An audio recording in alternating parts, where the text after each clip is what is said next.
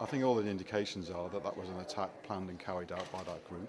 That's a clear worry as they've returned to the terrorist nature of trying to kill or seriously injure one of my officers.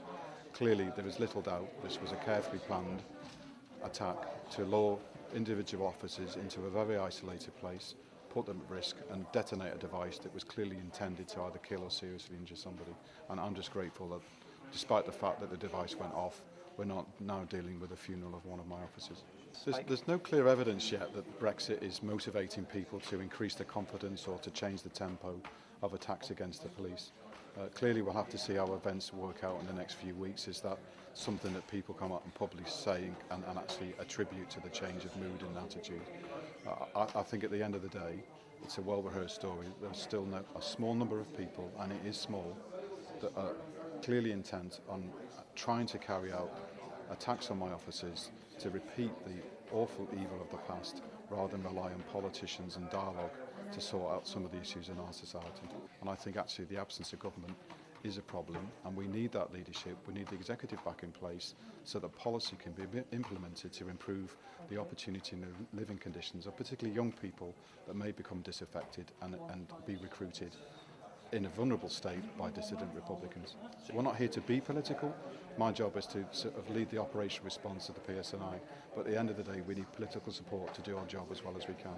If you go back to the past, we talked about a number of 7,500 officers being what Patton saw as the number of officers that I need to police the streets of Northern Ireland, and that's my plea to politicians.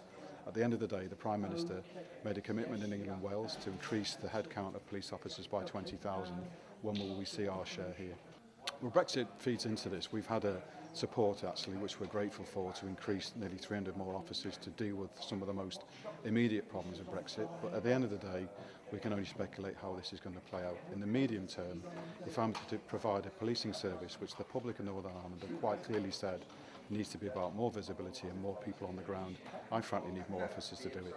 And my plea is to have our share of what's happening in England and Wales. I think the worry is that how practically, despite the rhetoric elsewhere, does anyone expect my officers, whether it's 6,000, 7,000, whatever figure you came to pluck out the air, are going to police over 300 border crossings in sometimes very isolated and rural locations? It's just not practical. The second point is, even if they try to, they become at heightened risk of attacks and terrorism, because that sort of environment, that sort of countryside lends itself to ambush and the sort of events we saw on Monday. I think the first thing is, before we go to that point, we've got to demonstrate to others that we've sort of run out of people, and we're nowhere near that point at the moment. The second point, before we talk about mutual aid from other parts of the UK, it's about making sure that we've got a good working relationship with the guards on the other side of the border. I was only speaking to the Commissioner there yesterday, and we're determined to do all that we can to make sure that day-to-day life continues as it has done either side of the border post-Brexit. Well, clearly as part of the planning and preparation, there are different scenarios where we could ask colleagues in England and Wales or Scotland to provide additional officers, and that's part of the scenario planning, but we haven't pressed that button yet. Okay. That's where we're working from.